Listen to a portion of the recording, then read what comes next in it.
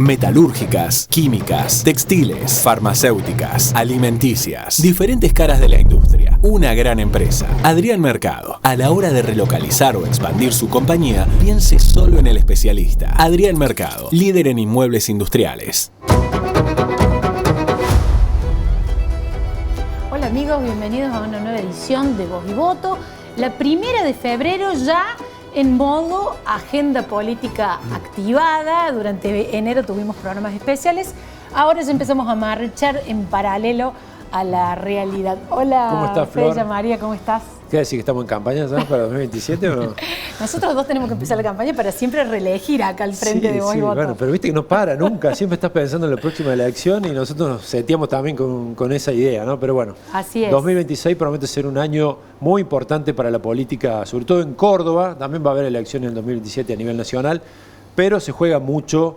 El poder se juega mucho este año. Y esta semana fue un ejemplo de eso. Arrancó el domingo con la apertura del año legislativo, un trámite institucional, siempre se hace los 1 de febrero, y caracterizado por el discurso, el mensaje del gobernador, donde repasa un poco logros de gestión y anticipa la hoja de ruta hacia adelante. Pero esta vez estuvo totalmente atravesado por muchos cuestionamientos a la oposición, las críticas de Yar Yar a lo que está pasando en el Tribunal de Cuentas, donde hubo una licitación objetada por los dos tribunos del juecismo. Exactamente, sobre la compra de drones para utilizar desde el Ministerio de Seguridad.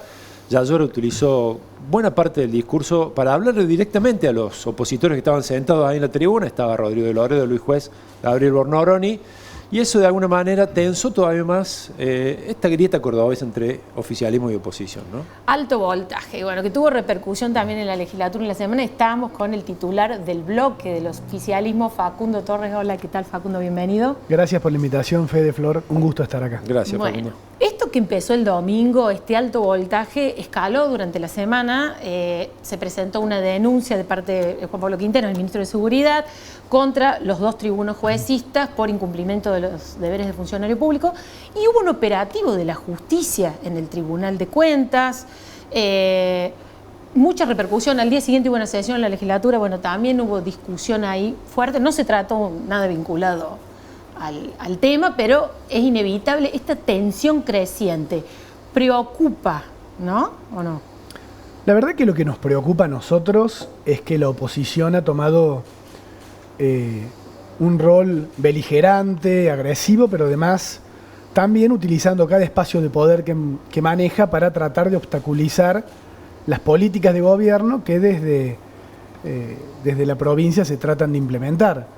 La compra de drones, que es un elemento importante para combatir el delito, para combatir el narcotráfico, para combatir el avance tecnológico que los delincuentes manejan y que tienen, al cual tienen acceso, era importante. Se hizo según procesos establecidos, con un expediente que fue avanzando, que no tuvo ningún tipo de objeción y que cuando llegó al momento de tomarse la decisión, lógicamente por la bajada de línea de aquellos referentes políticos que manejan el Tribunal de Cuentas, se Luis frenó. Juez, ¿te referías a Luis Juez? Claramente fue una movida política para evitar que podamos avanzar en la incorporación de esta tecnología.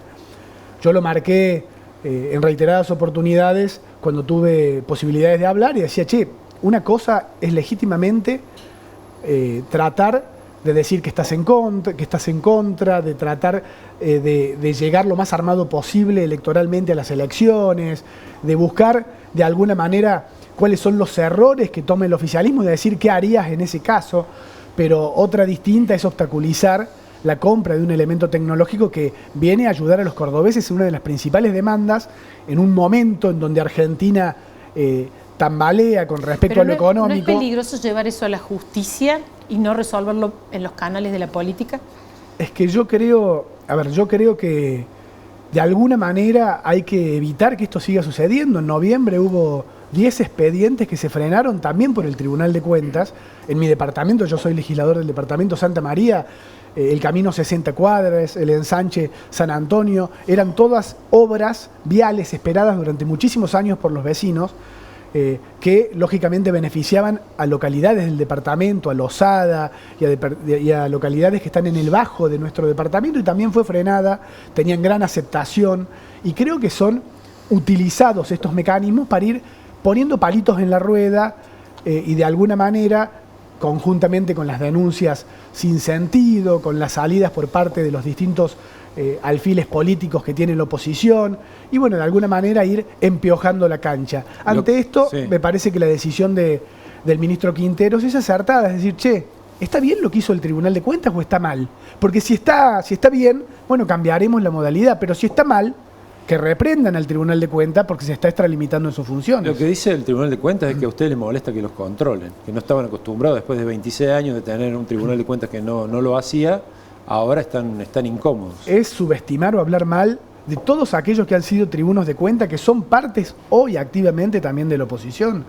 Me parece que eso es una muletilla que tiene la oposición, que tienen algunos actores de la oposición para tratar de justificar cuestiones que no deben justificar. Y además también me parece que la actitud de solamente denunciar ante las cámaras, en los TikToks, en los Instagram, pero después no acudir a la justicia también es una actitud facilista, porque donde haya algo que está mal, nosotros queremos que se controle y queremos que se haga bien. Hay un antecedente, Facundo, que tiene que ver con la compra de autos para la policía, en el que el gobierno tuvo que dar marcha atrás porque el precio era elevado, lo reconocieron, y el Tribunal de Cuentas lo señala el juecismo. Digamos, ha habido también elementos que hablan de que el tribunal está controlando. A ver, de los cientos de expedientes que el Tribunal de Cuentas maneja por mes, en virtud de la gran cantidad de obras, de programas y de compras que debe llevar adelante el gobierno provincial, en una provincia hiperkinética con respecto a la realización de obras públicas, a la ejecución de programas. Córdoba tiene solidez financiera, tiene equilibrio y superávit fiscal desde hace muchísimos años, y en virtud de eso no estamos en igualdad de condiciones que otras provincias que por ahí no tienen movimiento económico. En Córdoba hay mucho movimiento económico. ¿Por qué? Porque hacemos obras, porque ejecutamos programas, y los tribunales de cuentas que ha tenido el gobierno provincial siempre han tenido que tener muchísimos expedientes y trabajar con una dinámica importante. Si hay alguno que está mal y el Tribunal de Cuentas lo demuestra, y de repente el funcionario del área respectiva se equivocó, compró mal, y está perfecto que lo frenen. Ahora, este expediente de los drones, que fue cumplimentando paso a paso todo lo establecido por el régimen de contratación y a último momento se baja, y a nosotros nos huele a una maniobra política. Eso sumado a la actitud beligerante, agresiva, denunciadora que ha tomado la oposición en el comienzo del 2026, mirando ya las elecciones del año que viene. Respecto de los drones, una alternativa es que salga la compra por un acuerdo de ministros y eso tiene que ir a la legislatura. ¿Existe esa posibilidad? ¿Han hablado de eso con algo en el Ejecutivo? Y en ese caso, ¿qué suerte va a tener? No lo hemos hablado. Me parece que es una decisión del Departamento Ejecutivo para llevar adelante la compra de algo que entendemos vital, y nosotros vamos a esperar a ver de qué manera lo resuelve tanto el ministro Juan Pablo Quinteros, que es el que está pretendiendo esta compra, como el Departamento Ejecutivo. Vos venías notando, y lo has mencionado en otras oportunidades, que en la legislatura, una legislatura casi partida en dos, la oposición, lo han dicho, también pone palos en la rueda. Eso lo dicen los legisladores oficialistas. ¿Cómo se sale de eso? Porque ahora el Tribunal de Cuentas también podría plantear eso, que ustedes argumentan como palos en la rueda, pero para adelante que gobernar, la legislatura tiene que sesionar, tiene que darle respuesta a la ciudadanía, y no parece haber un camino hacia adelante. Yo creo que va a ser una actitud que va a estar muy presente y va a ser muy notoria este año preelectoral. Creo que la oposición ha asumido ese rol y lo va a profundizar en este año. Nosotros, con el Tribunal de Cuentas, me parece oportuno y necesario decir, che, que la justicia nos diga, ¿es así como el Tribunal de Cuentas debe actuar o debe actuar distinto? Si la justicia ratifica lo actuado por el Tribunal de Cuentas, y seguramente nosotros, desde el Ejecutivo Provincial, modificaremos los mecanismos de compra si está mal hecho. Pero si la justicia le dice al Tribunal de Cuentas, se extralimitó, hizo mal las cosas, utilizó argumentos políticos en una resolución, el mismo Luis Juez dijo que le pidió a sus tribunos que se prolijen en el trabajo, porque se dio cuenta que cuando resolvieron hablaron de cuestiones políticas y no de cuestiones técnicas. La solución, como decía Flor, no va a venir de la política, no va a venir de... Lo veo difícil, Fede, de una convivencia... La convivencia una mejor convivencia. La convivencia va a existir, pero lo veo difícil. ¿Por qué? Porque los líderes, porque aquellos que manejan... Tenemos una oposición muy partida, tenemos una oposición con muchos líderes. Yo ayer lo decía en la sesión, entraron siendo 32 legisladores de la oposición y hoy son 7 bloques distintos.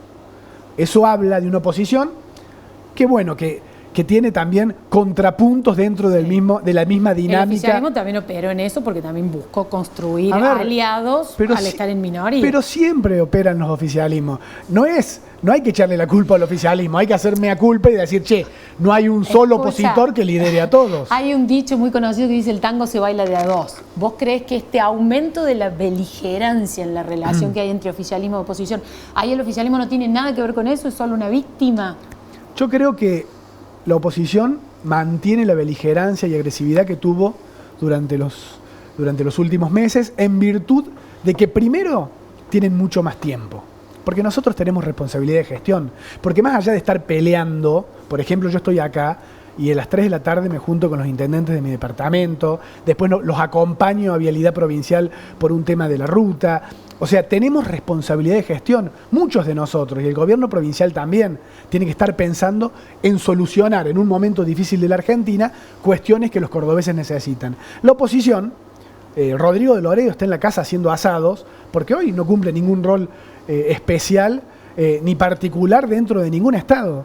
El Frente Cívico, y bueno, son todos legisladores o nacionales o provinciales, tienen tiempo de poder ver de qué manera gritan más fuerte, hacen el berrinche más convincente para ganar algún espacio dentro de la opinión pública. Por ejemplo, en la dinámica de la legislatura, que es por ahí lo que más te toca, el gobernador enumeró una serie de proyectos que consideraba muy positivos, que la oposición no acompañó.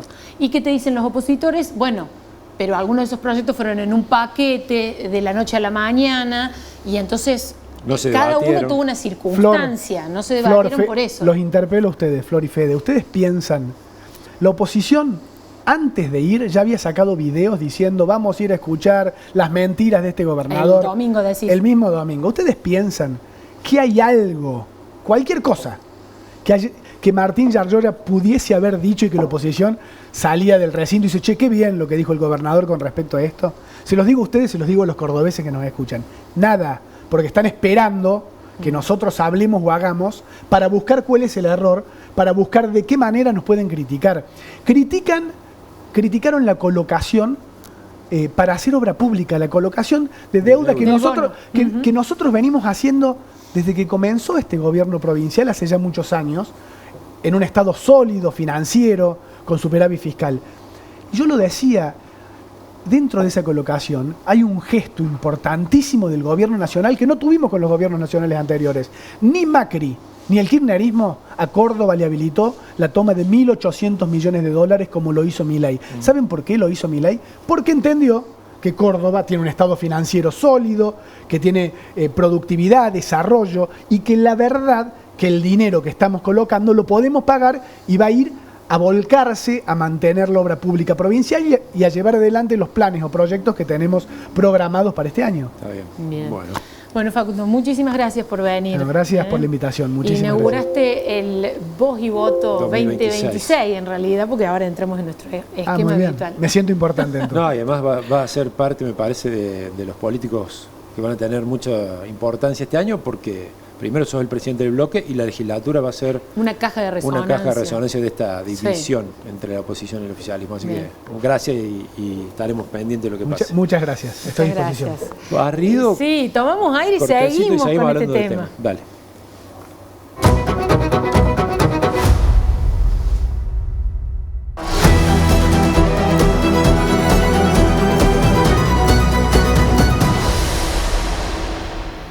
Seguimos hablando de la política cordobesa, de lo que viene pasando esta semana y la semana anterior con respecto a la polémica de la compra de drones, el rol del Tribunal de Cuentas, donde el juecismo es fuerte ahí.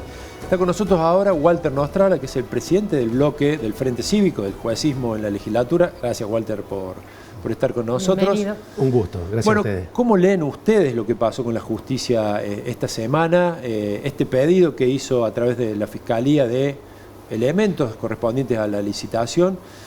Beltrán Corbalán, el Tribunal de Cuentas, dijo que fue un intento de amedrentarlos. Fue un apriete, claro. La denuncia es un apriete, por empezar.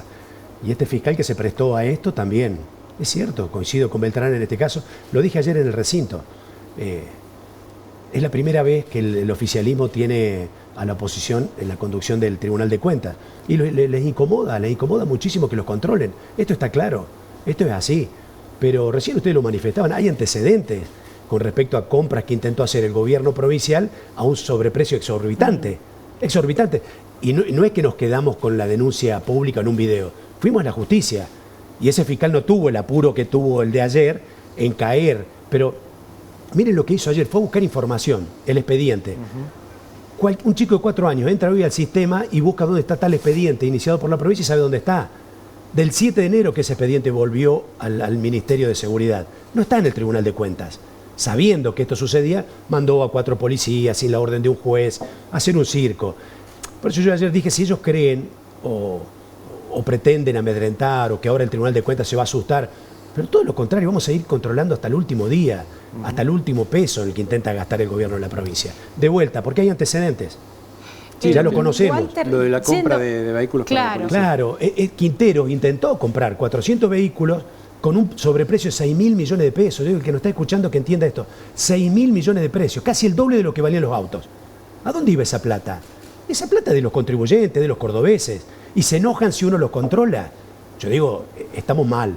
Creo que Yarlora y el gobierno, yo ayer decía, Yarlora se está transformando en un emperador. Él cree que es el gobernador de Formosa. Cómo atropellan las instituciones. Lo hizo cuando inauguró la justicia el año judicial. Se sentó en la mesa de los miembros del Tribunal Superior de Justicia, como diciendo yo soy más... Él es un gobernador y es de otro poder. Pero está sugiriendo que el fiscal actúa bajo la... Pero no tengo duda que hay muchos en la justicia fiscales designados durante la gestión del peronismo. Hace 26 años que gobiernan. Yo por eso dije ayer que el fiscal sepa que la justicia de Córdoba existe mucho antes de que él la asuma. Mucho antes. La justicia de Córdoba fue prestigiosa. Chicos, esto fue así, ustedes lo saben. Hubo juristas importantes, la justicia funcionaba de otra manera. Y la verdad que la están bastardeando. Con lo que está sucediendo, muchos de ellos genuflexos con el poder, jueces o fiscales, estamos haciendo lo que estamos haciendo de Córdoba. Una provincia que ya cada vez nos estamos pareciendo más a una provincia feudal, ¿no? Ahora, Walter, la reacción del gobernador y de la provincia en este tema no tiene que ver también con algunos argumentos que hubo en los 2 dictámenes de los tribunos juecistas, que da la sensación que cruzaron una línea, porque entraron a hacer consideraciones más políticas de la pertinencia o no de un gasto, claro. Si la provincia, en vez de utilizar drones, podía utilizar sistemas que ya tiene, o sea, cuestiones que exceden la tarea de un tribuno y que marcaron una diferencia con ese antecedente muy bueno que vos planteabas, donde un señalamiento de ustedes impidió que se hiciera una compra que no era eficiente para la provincia. Lo importante es que lo que le marca el tribunal, y esto es lo que todos tenemos que entender, semejante compra, 7,5 millones de dólares, en un solo renglón, a un solo oferente, a una sola empresa, no está bien. ¿Qué debería haber hecho el gobierno? Digo yo. A vos el Tribunal de Cuentas te dice, esto no está bien. Vos necesitas los drones. Sentate en el Tribunal de Cuentas y bueno, a ver, vamos a rearmar esto. ¿Cómo habría que hacerlo? Si yo no tengo intenciones de hacer un negocio, porque yo creo, pero honestamente lo digo acá, y que no se ofendan, ¿vos por qué te enojas tanto? ¿Porque el Tribunal de Cuentas te hizo caer un gran negocio? Porque de otra manera yo me siento y digo, no, a ver, ¿cómo deberíamos hacerlo?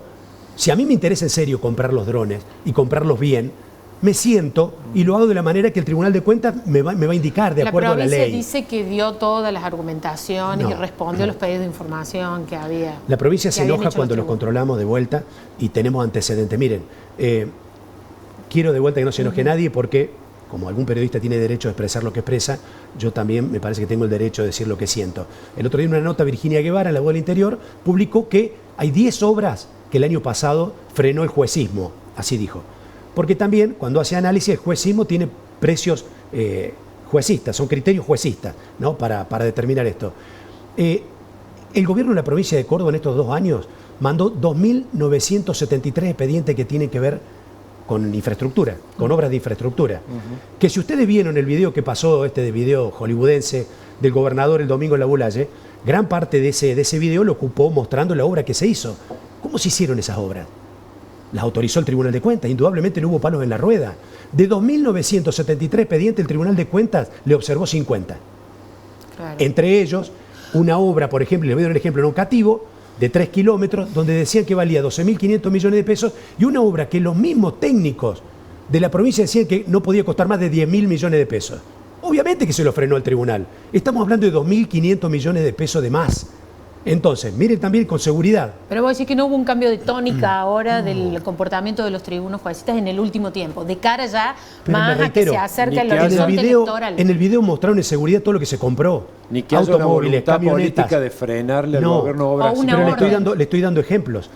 Todo lo que mostraron de seguridad, que compró Quinteros, radios, chalecos antibalas, armas menos letales, armas letales, camionetas, de todo, de todo. Deben haber gastado en estos 2 años o invertido, como quiere decir, y está bien que se equipe la policía, en esto no vamos a estar en contra, por eso se autorizaron los expedientes, más de 170.000 millones de pesos comprados.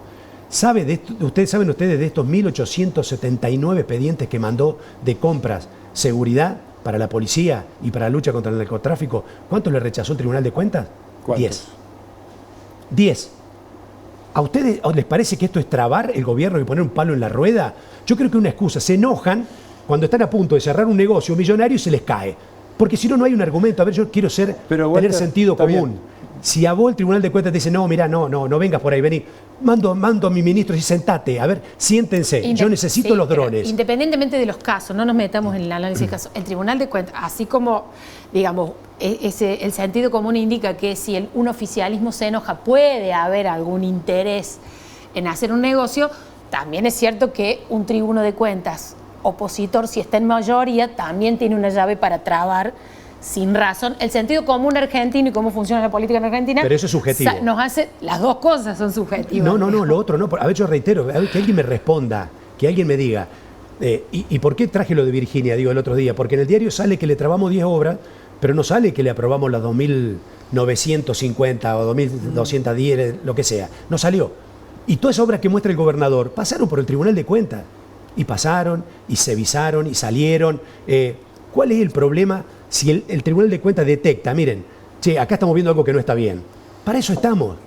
Por eso, por primera vez, está viendo el peronismo que le toca tener un Tribunal de Cuentas de la oposición, se sienten incómodos. Porque yo le hago la pregunta a ustedes, ¿cómo hacían 2 años atrás si venía un expediente como el que mandó Quinteros para comprar estos autos a 6.000 millones de pesos pasaban? Sí. Pasaban. Bueno, ahora no van a pasar. Que sigan amedrentando. Ese tema también salió en La Voz del Interior. Quiero que nos entendamos. Nosotros también se han trabajado todos los temas. Por eso no te atajes, no quiero decir La Voz del Interior. Digo concretamente la nota del otro día, que está bien que informe, está muy bien decir, che, hubo 10 obras que se paralizaron. Sí.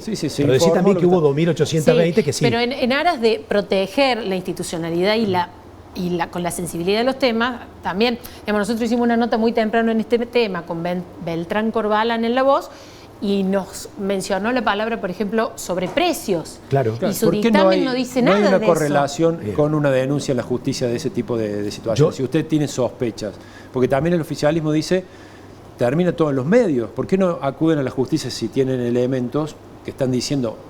A la justicia acudimos cuando tuvimos los elementos, cuando Quintero adjudicó. Lo firmó Quintero. La adjudicación de la compra de 400 vehículos a un sobreprecio de 6.000 millones de pesos ya estaba adjudicado. ¿Pero de dónde sale lo de sobreprecio entonces en el tema de drones?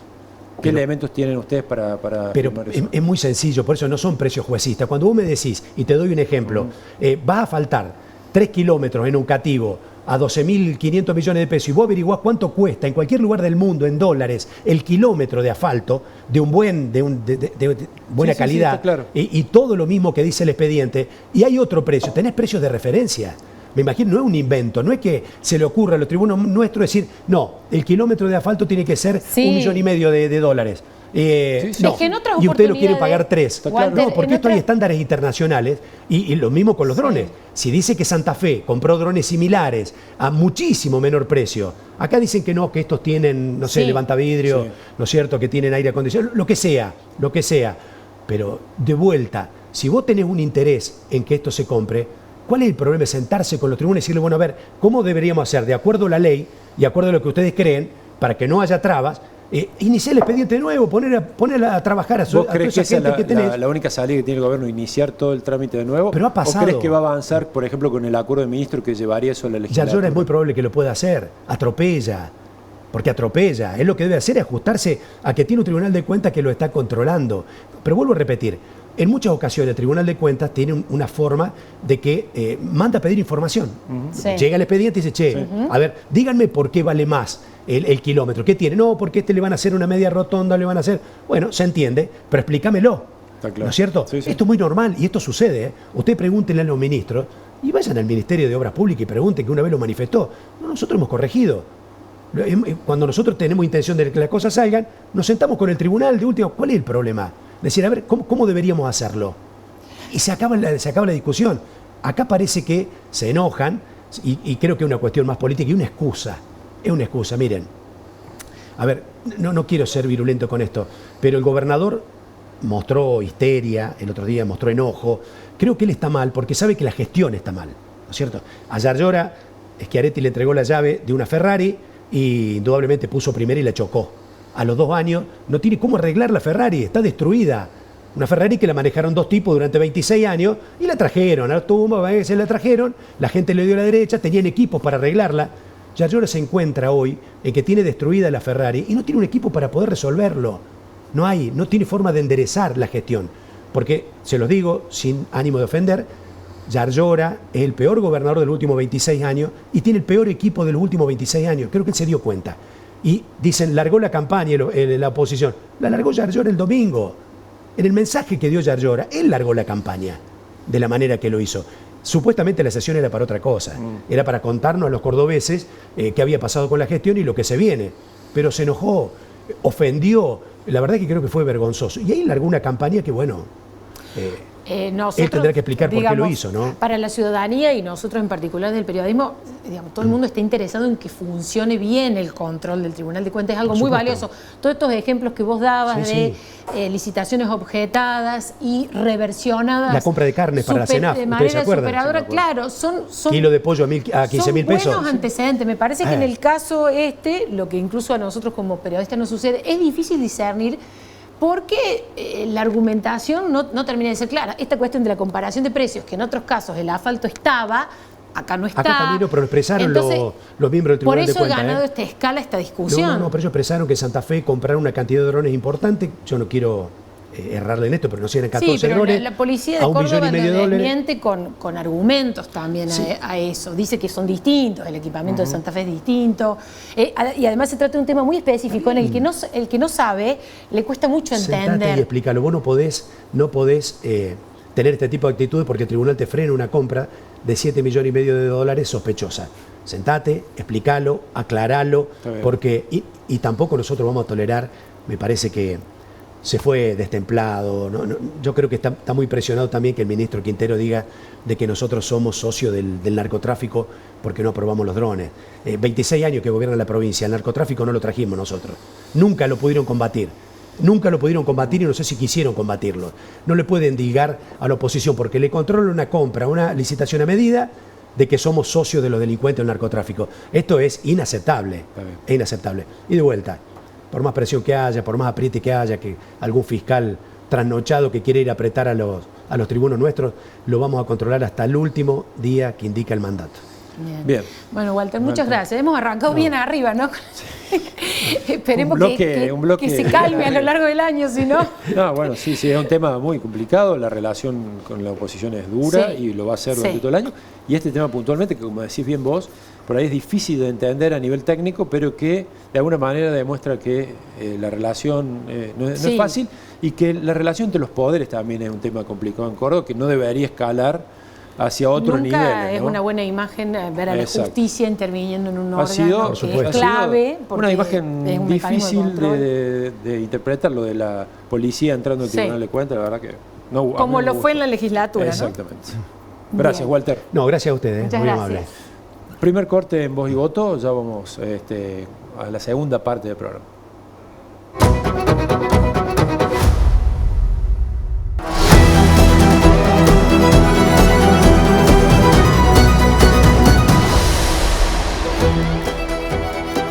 Bueno, y seguimos en Voz y Voto y ahora vamos a hablar de economía con una invitada que, bueno, queríamos tener hace rato y a partir de la edición de un libro que hace ya un par de meses está en la calle, lo editó Planeta, tenemos la posibilidad de charlar con ella. Se trata de la economista Marina Dal Poggio. El libro se llama Back to the 90s, Volver a los 90.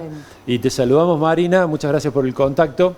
Y quería arrancar preguntándote, porque el libro aborda los 90, ¿no? La etapa del menemismo, la convertibilidad, y trata de entender qué pasó, qué fracasó y qué podría aplicarse en un contexto donde Milei reivindica nada menos que la figura de Menem como el mejor presidente de la democracia.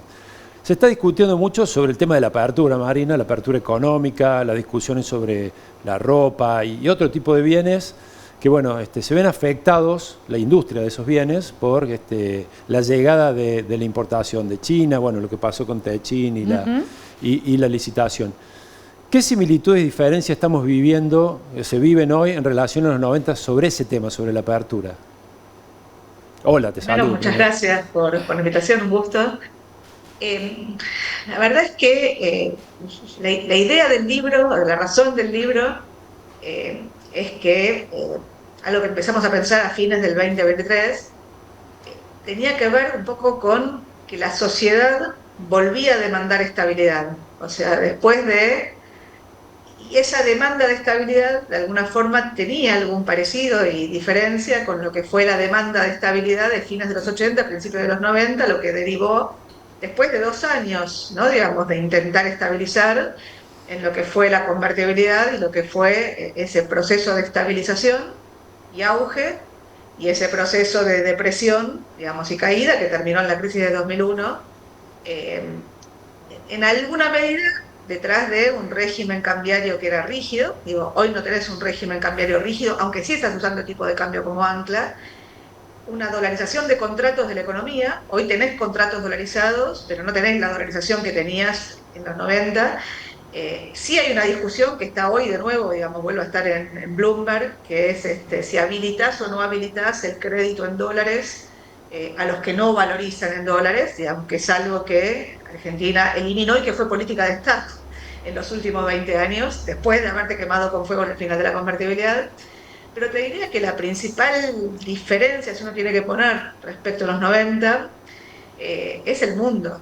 O sea, en los 90, si querés, en el 89 había caído el muro de Berlín, la fragmentación del mundo, digamos, detrás de la Guerra Fría empezaba a desaparecer, la globalización era la palabra que aparecía, la minimización de costos era el objetivo, había un manual de buenas prácticas para los países emergentes, que tenía que ver con los puntos del consenso de Washington-Williamson. Uno de los puntos del consenso de Washington era la apertura de la economía y, de nuevo, abaratar costos.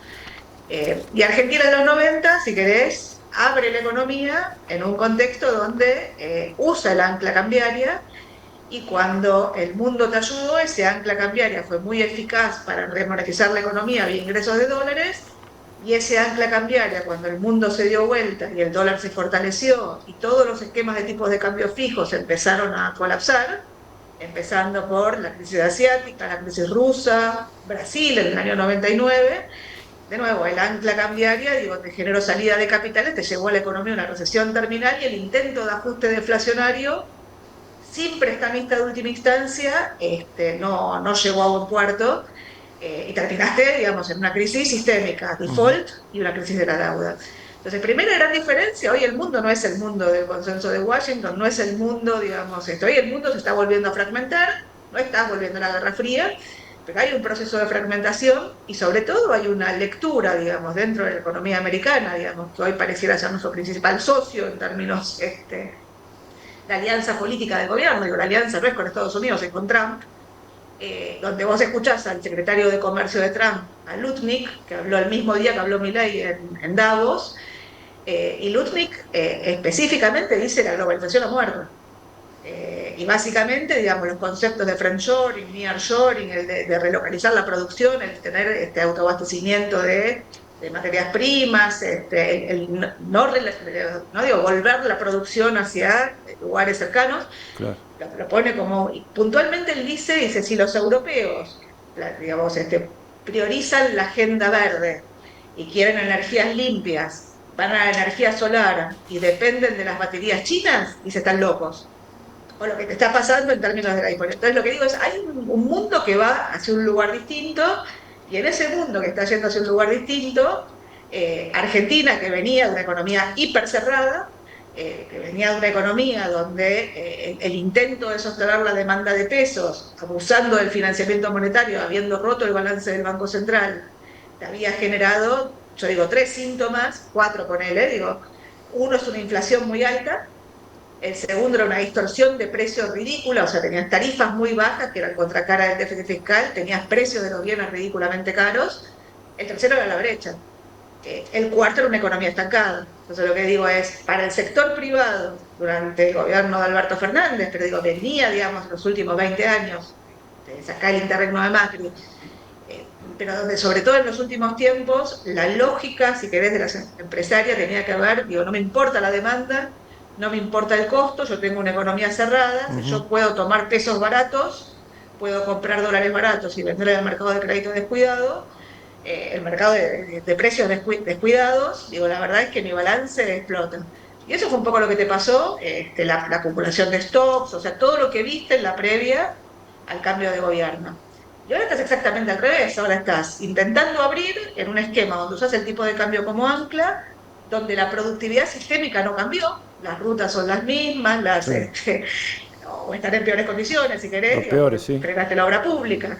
La estructura tributaria es la misma, o sea, tenés una estructura tributaria muy alta, en parte por la cuestión, digamos, de los impuestos provinciales, pero digo, la verdad que el lobby principal es la mitad de cualquier cosa son impuestos, pero Argentina recauda 28 puntos del producto, o sea, hay un nivel de evasión que de alguna forma es una competencia desleal y que está jugando, digo, sobre todo, digamos, en contra de los sectores formales. El régimen laboral se está discutiendo, pero por ahora sigue siendo el mismo. Entonces digo, estas empresas que venían de jugar en Disneylandia, de golpe las pones a jugar en la jungla, y aún empresas que tienen, digamos, plantas de altísimo, que están en la frontera de producción, bueno, digo, dentro de la Argentina tienen problemas de competitividad, en este mundo que se está fragmentando, y donde los excedentes chinos, digamos, China siguió aumentando las exportaciones, en un mundo donde Estados Unidos se cerró y las exportaciones a Estados Unidos cayeron 20%. Entonces Marina, digo, caen a Estados Unidos y tiene un superávit comercial gigante, y cuando vos miras los números de comercio de Argentina, las importaciones de China subieron 60%. Marina, las de Brasil subieron 60%. ¿Y cuál desde tu mirada... Hay un tema de daño, perdón. Sí, ¿cuál desde tu mirada debería ser un paso a paso más sano de la apertura económica de parte del gobierno? ¿Cómo llevarla? ¿Qué primero, qué después? ¿En qué se adelantó? Yo lo que digo es, lo primero que diría es, todos los países que intentaron tener economías más normales y que se abrieron sus economías, tuvieron un costo en términos de empresas y en términos de empleo. O sea, digo, el salto en la productividad tiene costos. El salto en la productividad generando competencia, sobre todo cuando ha venido de venir, tiene costos. Ahora, Argentina tiene dos problemas, digo. Un problema es que esto ya lo hizo varias veces. O sea, Argentina se abre, se cierra, se abre, se cierra, se abre, se cierra. O sea, el segundo problema es que vos estás abriendo la economía, insisto, en un contexto donde estás usando el tipo de cambio como ancla. De nuevo, no es una caja de conversión como la convertibilidad. De hecho, hoy le estás dando flexibilidad al esquema cambiario, aunque seguís usando el tipo de cambio, estás comprando dólares, que era lo que el mercado le exigía, pero por la complementaria que te permite mantener este nivel de tipo de cambio, el objetivo cambiario, y de desinflación de este objetivo cambiario. Y dentro del cambio en los precios relativos, la apertura es parte del proceso de desinflación, porque vos lo que querés es que los precios de los bienes bajen, claro, para poner las tarifas donde las tenés que poner. Claro. Ahora, eso te está generando daño en la medida que el horizonte se alarga, como se alargó después del escenario electoral. Digo, lo que empezás a ver son cada vez más noticias de cierres de plantas, de reestructuración, de despidos de personal. Y lo que sí ves es que, de otro lado, tenés un mercado laboral que de alguna forma la tasa de desempleo sube poco, pero en realidad sube poco porque las economías de plataformas absorben. Pero entonces lo que digo es, el esquema de absorción del empleo que destruye el empleo formal, digo, tiene un tema de consecuencia fiscal de mediano plazo que no está resuelto. ¿Qué hicieron otras economías? Yo qué sé, yo siempre pongo el ejemplo de Chile. Digo, mirá que Chile es un esquema de apertura y donde vos, yo por ahí no debería decir esto, digamos, en un medio de Córdoba, pero digo, Miguel Bay decía la principal, irónicamente, ¿no? Pero decía, la principal reforma estructural que hizo Chile fue eliminar la industria automotriz, en alguna medida. O sea, digo, pero Chile, digamos, después de un intento de usar el dólar como ancla, en mitad de los petrodólares, o sea, durante lo que fue el gobierno de Pinochet, los primeros años, antes de que suba la tasa de Estados Unidos y vuelque por los aires la deuda latinoamericana, ellos tenían superávit fiscal y tenían un déficit de cuenta corriente que voló por los aires cuando Estados Unidos sube la tasa de interés, igual que voló por los aires la tablita de Martínez de Oz. Después de eso, viene si querés, un interregno, pero digo, en el 85 viene un nuevo programa económico en Chile, y ese programa económico chileno, cuando vos escuchás al entonces ministro, digamos, lees, digamos, el libro de Vigi, él particularmente lo que dice es, mirá, la apertura se sostuvo, la apertura era parte de la estrategia de inserción global. Ahora, vos sostuviste la apertura con dos cosas, baja de impuestos a la exportación y priorizar un tipo de cambio alto. Entonces vos acá estás abriendo antes de generar las consecuencias, lo que si querés los industriales dicen nivelame la cancha, hay algo de eso. Y la verdad es que estás en un mundo donde, de nuevo, digo, en el mundo actual hay saldos exportables y hay situaciones, digamos, donde, de nuevo, en la búsqueda de mercados, digamos, en una economía, digamos, con un rol del Estado tan grande como el que tiene Chile, digo, China, digo, la capacidad que tiene, digamos, de manejar los precios, es enorme. O sea, vos mirás la infraestructura china, mirás la infraestructura argentina y decís, bueno, digo, hay un problema de competitividad que no tiene que ver necesariamente de la puerta de la fábrica para adentro. Y esa discusión que yo la planteo en el libro, digo, con Daniel, ¿no? Con Daniel Carnan, la macro, la micro y la gobernabilidad, yo digo, vos venís de muchos años donde lo que te importó fue la micro y la gobernabilidad. Y para sostener el empleo y sostener las empresas, vos fuiste cerrando la economía y agudizando las distorsiones hasta un nivel donde reventaste la macro y con la macro afectaste la gobernabilidad.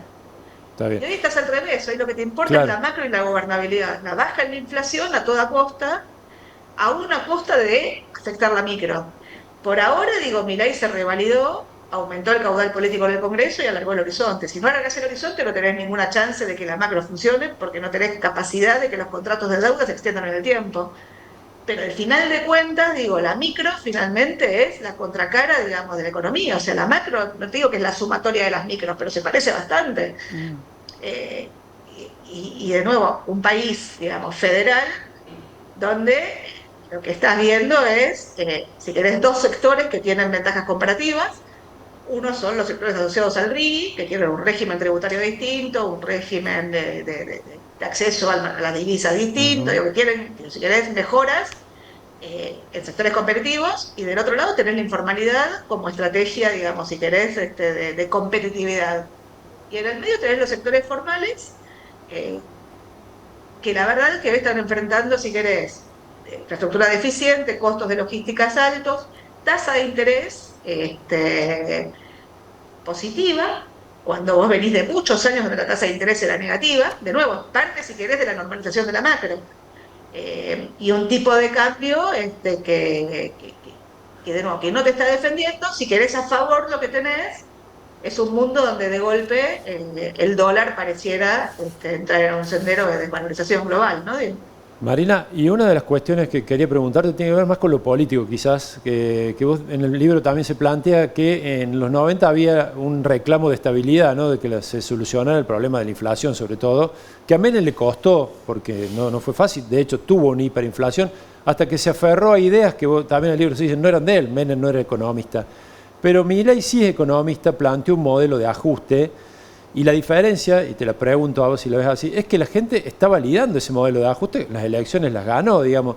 ¿Qué chances ves ahí de que se avance sobre eso y que se mejore o se corrijan algunas problemáticas macro que no son fáciles y no son simpáticas para la sociedad, en esto que vos planteas, por ejemplo, de competir en la jungla para las industrias? Yo lo que diría es, bueno, en el libro está planteado, ¿no? En el libro hace un recorrido de los 90, desde la transición, la primera transición en democracia, entre Alfonsín y Menem, la hiperinflación, digamos, en esa transición caótica donde Menem llegaba prometiendo revolución productiva y salariazo, ¿no? Digamos, con un balance del Banco Central quebrado, tenías en ese momento lo que era la cuenta de regulación monetaria, digamos, los vencimientos de la deuda en moneda local, y un Banco Central que se había quedado sin reservas, digo, ¿te suena? Sí.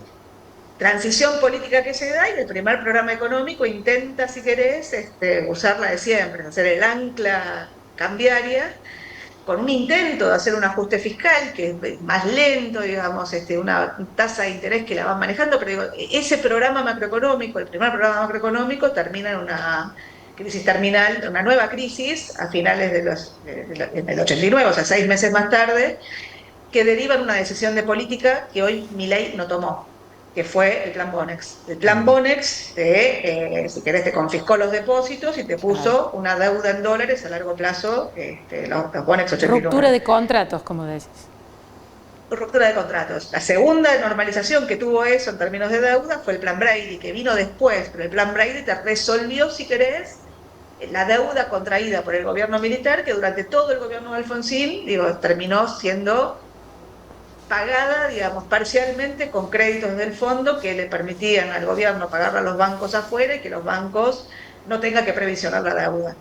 Y cuando llega a Caballo normaliza, si querés, la deuda flotante, la deuda con los jubilados, la deuda con los proveedores. Y con esa normalización de la deuda arrancaban los mercados emergentes y Argentina logra empezar a colocar deuda en el mercado y refinanciarse en el mercado. Sí. Lo segundo que te diría es el plan, Bonex, que lo hace Herman González, que asume en el 89 la presidencia, el Ministerio de Economía, y durante unos meses fue ministro de Economía y presidente del Banco Central. Sí. O sea, la combinación era plena, no era el socio en el Banco Central, era el mismo. Sí, sí. Y Herman González hace un ajuste fiscal inédito, o sea, parte generado por la propia aceleración inflacionaria, de sentarse sobre el gasto, pero hace un ajuste, o sea, el ajuste lo hacen antes. Y la recapitalización del Banco Central tiene que ver con el ajuste fiscal y el corte del financiamiento monetario del déficit, tiene que ver con la normalización de la cuenta de regulación monetaria y tiene que ver con un Banco Central que empezó a comprar reservas, pero fundamentalmente con un proceso de privatizaciones que Menem pudo hacer muy en el arranque, porque cuando gana las elecciones lo hace en mayo del 89 y asume recién en diciembre del 89. Y entonces, asumía en diciembre del 89, después se adelantó el cambio electoral a julio, y en esa negociación por adelantar la elección, él negocia 2 leyes, la ley de reforma del Estado y la ley de emergencia económica, y esas 2 leyes son las que le dieron el plafón político para hacer, ¿cómo se llama?, iniciar el proceso de privatizaciones, que había mucho más para vender en ese momento, y ese proceso de privatizaciones te permitió recapitalizar el balance del Banco Central. Entonces, hoy, si querés, la gran diferencia es Milei no rompió contratos, virtud, punto para Milei, si querés, pero del otro lado es que todavía no tenés resuelto el programa financiero.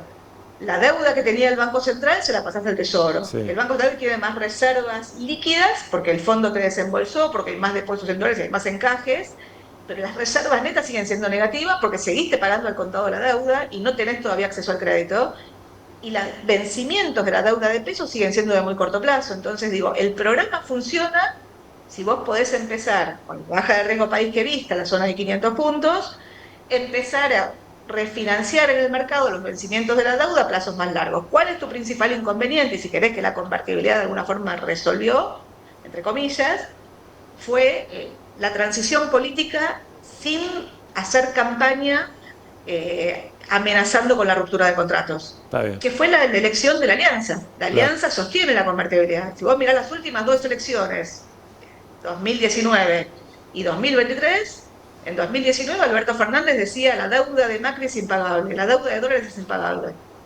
Y si vos mirás la campaña de Juntos por el Cambio en 2023 te decían la deuda de pesos es impagable, los pasivos remunerados son impagables. Sí, sí. En un extremo, Milei te llegó a decir el peso es excremento, no renueves plazos fijos. Sí, sí. Entonces lo que digo, si el horizonte de la Argentina es un horizonte donde cada 4 años tenés elecciones presidenciales y cada 2 tenés elecciones de medio término, yo prefiero vivir en un país en democracia, o sea, las elecciones me parece que son parte de la regla del juego, pero no tenés la capacidad de armar transiciones políticas como hace Chile, como hace Uruguay, como hace, si querés, Brasil, donde no pones en juego la ruptura de contratos, es muy difícil de alargarlo. Entonces lo que digo, la convertibilidad lo logró en parte porque Menem se religió y después la transición fue, si querés, prudente. Después el shock fue tan grande y fue tan recesivo que la recesión, sin prestamista de última instancia, terminó en una crisis terminal como la del 2001, con las consecuencias que tuvo después. Sí, sí, sí. Entonces Argentina es como que, por eso nosotros hablamos del loop, ¿no? Digamos, tratar de entender qué cosas, siempre la política de alguna forma manda, o sea, son los 3 vértices, o sea, la gobernabilidad es parte del juego, pero digo, si dañás demasiado la micro, en algún momento te va a pasar factura. Claro. Eso es lo que creemos nosotros. Está claro. Bueno, Marina, nos morimos por hacerte más preguntas, pero se nos acabó el tiempo. Recomendamos mucho tu libro y si nos permitís más adelante seguramente te volvemos a llamar para tener tu mirada. Vamos hablando, dale. Bueno, no. Muchas gracias, Marina. Adiós, un gusto. Muchas gracias. Bueno, hablamos con Marina Dal Poyeto sobre su libro Volver a los 90 y haciendo un paralelismo con los 2026, con estos años de Milei. ¿Qué cosas se pueden volver a repetir para bien y algunas cosas para tener en cuenta? Muy interesante el ejercicio que hace con mirada técnica, política, económica, el libro de analizar aquella década a la luz de los aprendizajes que dejó para el momento actual, ¿no? Tal cual. Bueno, ahora nos vamos a un corte breve y ya venimos con más Voz y Voto. No se vayan.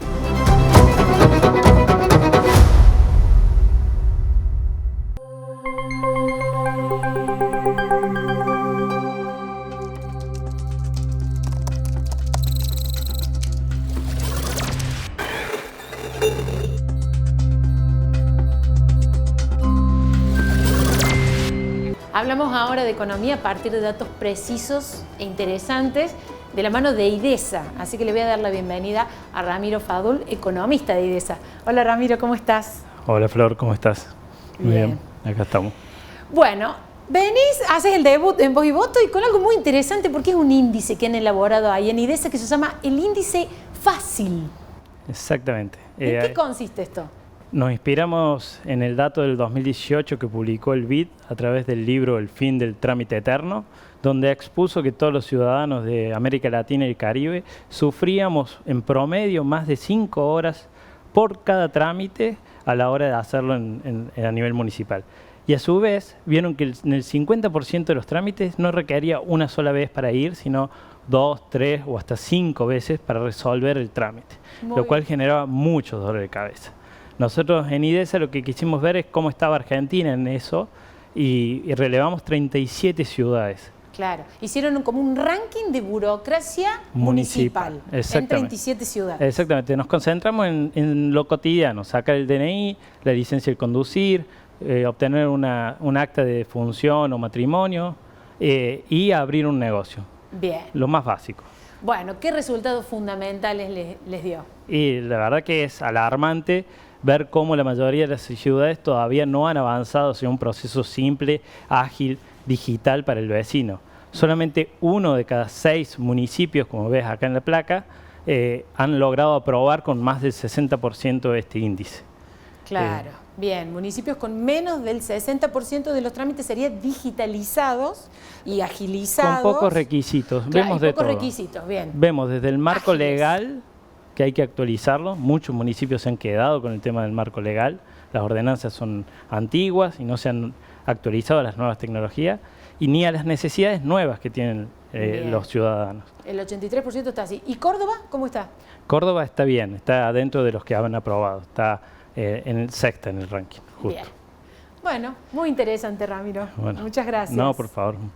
Seguimos ahora con más Voz y Voto.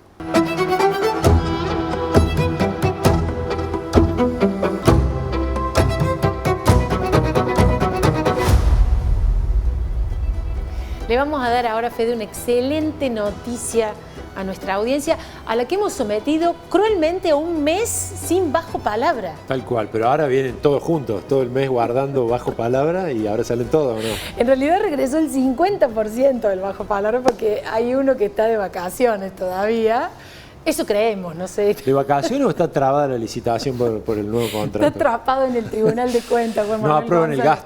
gasto. Lo tenemos a Mariano Bergero. Hola, Mariano. ¿Cómo están? ¿Qué dicen? Muy Un bien. gusto Muy bien. reencontrarme con ustedes. Vos sí, a Por vos te supuesto. aprobaron el Yo por ahora sí. el pero pliego. bueno, uno nunca sabe. Pero bueno, ya contento de arrancar este año que qué caldeado. Bueno, el primer bloque hemos visto ya Sí, muy caliente. Sí, Una- picante. es que Con arrancó- la justicia interviniendo. Sí. Arrancó En la con relación todo. entre la oposición y Bueno, el oficialismo. Y Básicamente la verdad eso es lo que que está pasando. en este espacio no vamos a hacer un picnic. Si arranca así, vamos a tener muchas cosas para contar. Bueno, por supuesto, continuamos con la tradición de el tapado Ajá. para arrancar el segmento del bajo palabra. La fisonomía es tan fácil. Que el corte sí. de pelo. El corte de pelo. Sí. El corte de pelo. Es una figura femenina. Es una figura ¿Puedo femenina. arriesgar? Sí. ¿Eh? No, ¿Puedo arriesgar? todavía no. No, todavía no. Todavía no. No lo quememos Seguramente todavía. no es. Dejemos la que- Pero piensen. ¿Es cordobesa? Sí, es cordobesa. Sí. Vive en Córdoba. Vive en Córdoba. Más que el almuerzo le gusta la cena, le gusta cenar. Bueno, está muy bien. Sí, está bien. Vos Es estás una- pensando en cualquier otra. ¿Ah, sí? Bueno, lo dejemos ahí, ya lo No sé, revelamos capaz en un que yo ratito. estoy equivocada, Va a ser muy Fede. protagonista. Bueno, supuestamente debería ser muy protagonista la semana que viene, pero me parece que voy a intentar ser lo menos protagonista posible. Bien. Bueno, Sí, entonces estoy bien rumbeada. bueno, ahora sí nos metemos directamente con el primer bajo palabra. Primera foto. Esto fue el miércoles después del mediodía.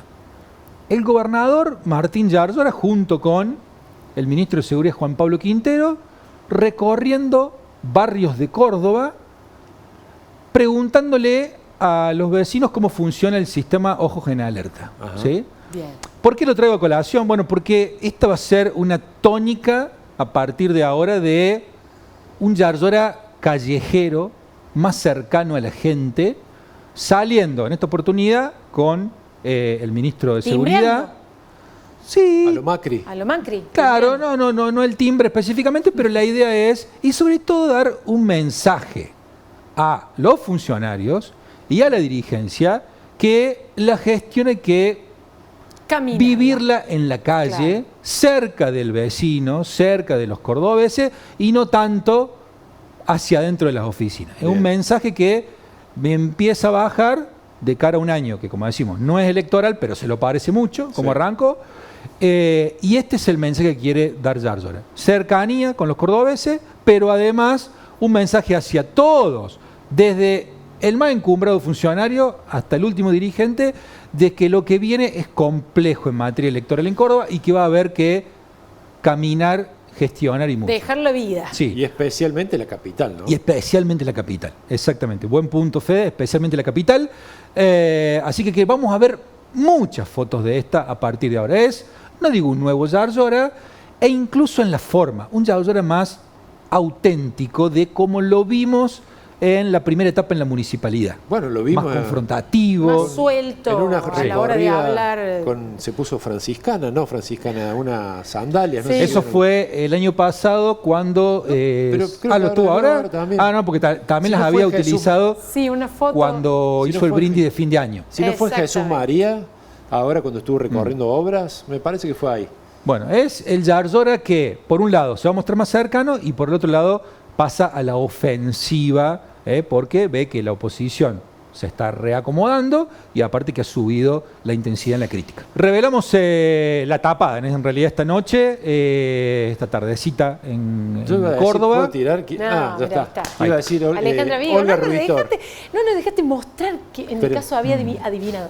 tenés razón. Yo me pensé que era parecía Olga la Rubitor. ¿Ah, sí? silueta. Bueno, Porque me dijiste que no Un corte de cordobesa. pelo similar, Es sí. el corte de pelo. Bueno, ¿qué pasa con Vigo? no creo mucho que le guste No, que yo la vi a igualen, Vigo. pero Vi la silueta y vi Vigo. si bien se reconciliaron el año Sí, pasado, sí, claro. tuvieron un encuentro. Bueno, no, a ver, va a tener mucho protagonismo, dicen algunos, yo creo que bastante poco, porque la semana que viene tiene que exponer su voto. Su voto es para la reforma laboral. Hasta el día de la votación no se va a saber qué va a hacer Alejandra Vigo. ¿sí? ¿No tiene definido el peronismo? Dicen que a través sí lo de- tiene decidido ella, pero que no lo va a adelantar, que no lo va a comunicar. Que no lo va a ¿Cuál es comunicar. la razón que dan? La razón es que generalmente se mueve así el schiarettismo, ella, tanto el gobernador Schiaretti, y que no hay necesidad de adelantar el voto. Por supuesto que ahí hay muchas especulaciones respecto de si va a sugerir algo Yarlora, supuestamente dio De si hay libertad de acción. cortocircuito o no con Yarlora, entre Yarlora y Pero Schiaretti. este voto, o la revelación de este voto el próximo miércoles, cuando se trate, va a empezar a dar una idea hacia dónde se van a alinear los diputados de Yarlora, que si bien tienen libertad de acción, bueno, esto va a marcar un primer lineamiento. Bien. Bien. Bueno, y como siempre, lo tenemos El a Chumbi nuestro Chumbi. para cerrar a toda orquesta. Debutando en 2026 con el gobernador. Sí, se pintó la cara. ¿Qué se tatúa? Parte, claro, Es parte una del nuevo, especie- de la sí, nueva, el nuevo estilo que dice Mariano del Sí. gobernador ¿Pero es qué? tener tatuajes. ¿Saldrá en cuero así tipo? Viva Córdoba. Hincha de ¿Vieron Córdoba? vieron que lo dijo? No es la primera vez que lo dice. Viva Córdoba, sí. Pero el Viva Córdoba ya lo acompaña en sus discursos de apertura, muy eufórico ahí con la bandera de Córdoba. No, está y tatuado, ahí lo tiene en la piel. yo no sé si, además, no sé si tiene algún tatuaje. Tatuaje tumbero. Creo que no debe tener, pero tranquilamente lo podría tener. Pero bueno, ahí está. Este Yarlora nuevo. Un No Yarlora creo que lo lleguemos a renovado, ver así, en ese camino. a mucho la mayor más guerrero. informalidad. Un tipo Milei cantando así el rock del gato. No lo veo.